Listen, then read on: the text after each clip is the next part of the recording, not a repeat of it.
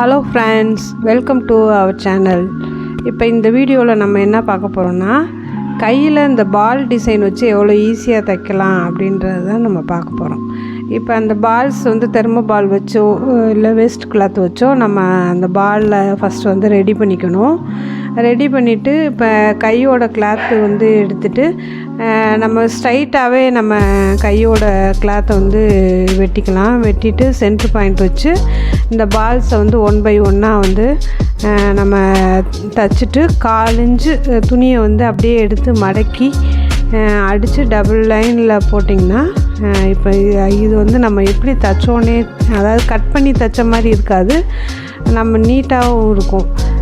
ஃபஸ்ட்டுலாம் வந்து கையை வந்து 2ஆக கட் பண்ணி அதுக்கப்புறம் தான் அந்த பால் வச்சு அப்புறம் தைப்போம். இப்போ இது வந்து கொஞ்சம் ஈஸியாக இருக்கும், ஈஸியாகவும் இருக்கும், தைக்கிறதுக்கு ஈஸியாக இருக்கும்.